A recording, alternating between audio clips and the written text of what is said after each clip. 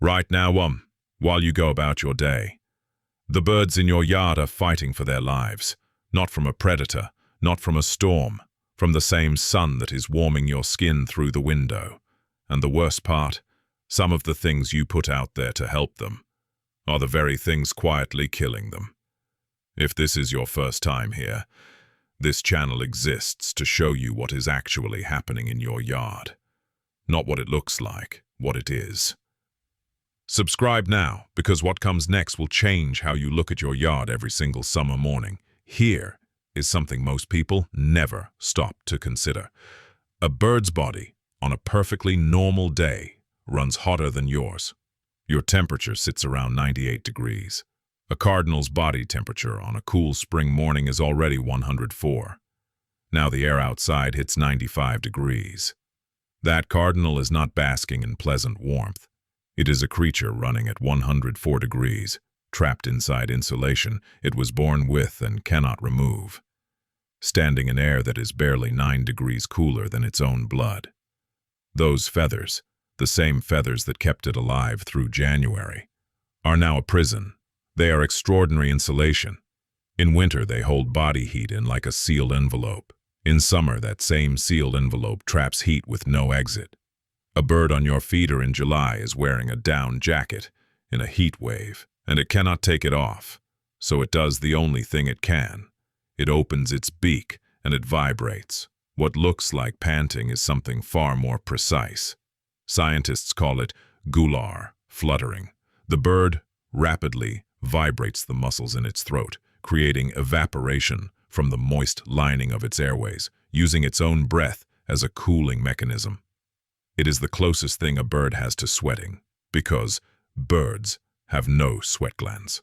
Not fewer than you, not smaller ones, none. Not a single one anywhere on their body. Every degree of cooling that bird achieves, it has to earn through breath. And here is where it becomes alarming.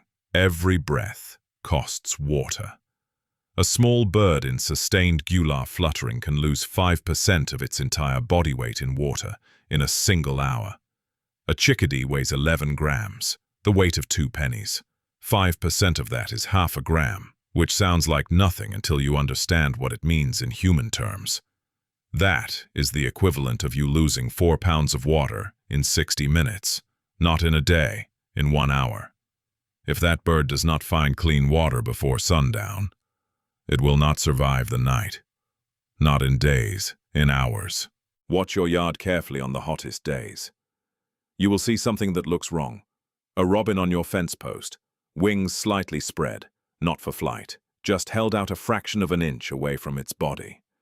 Beak open, eyes half-focused, perfectly still. Your first thought will be that something is wrong with it. Nothing is wrong with it. It is doing something extraordinarily precise.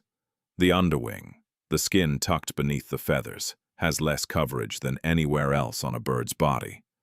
And beneath that thin skin runs a dense network of blood vessels close to the surface. By holding its wings slightly away from its body, the bird is turning itself into a radiator.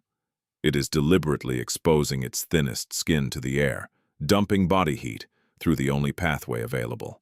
Cardinals do this, robins do this, blue jays do this. A bird standing still with drooped wings and an open beak is not resting.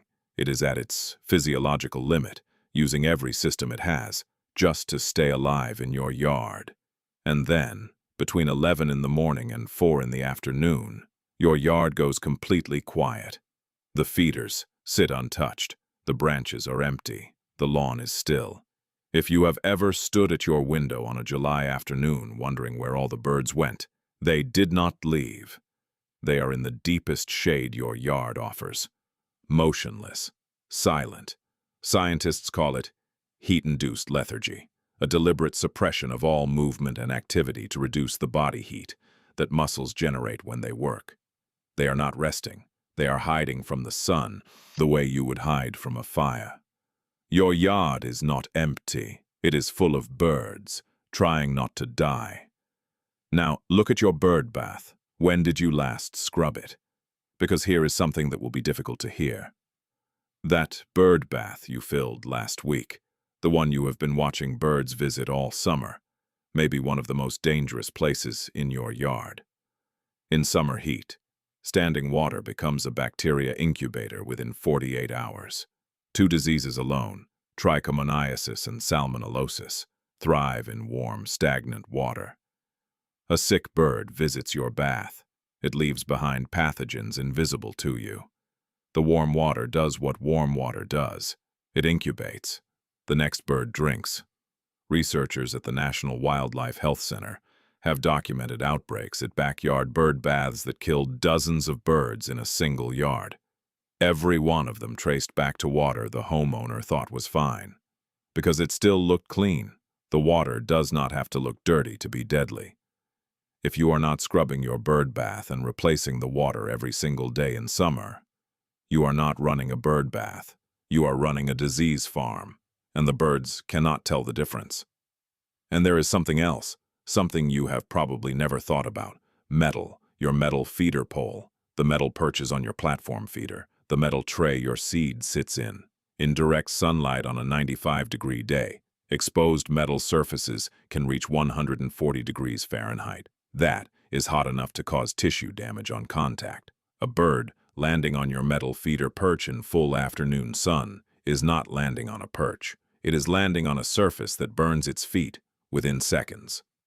Researchers at the Cornell Lab of Ornithology have noted birds avoiding metal feeders entirely during peak heat hours, not because they are not hungry, because they learn the hard way that the perch burns. If your feeder sits in direct sun, the birds in your yard are choosing between food and pain every single afternoon. Moving it to the shade takes 30 seconds. But the birds at your feeder are not the most vulnerable ones in your yard. The most vulnerable ones you cannot see. Right now, in the shrubs along your fence, in the dense maple by your window, in the arborvitae you never look inside, there are nests, and those nests are full of chicks, a nestling cardinal, a baby robin, a newly hatched chickadee. Their thermoregulatory systems are not yet developed. They cannot pant effectively. They cannot move toward shade. They cannot do anything except wait, entirely dependent on parents who are already fighting their own battle against the heat. When the air outside reaches 100 degrees, the temperature inside an enclosed nest can climb to 110. And so the parent does something that is almost impossible to watch once you understand what it costs. It stands over the nest, spreads its wings, and holds them there, like an umbrella made of feathers, for hours, while its own body temperature climbs, while its own panting accelerates, while it loses its own water reserves. It stands there, turning itself into shade, because the chicks below cannot make any for themselves. And if the parent finally reaches its limit and leaves to find water, the chicks can die in minutes.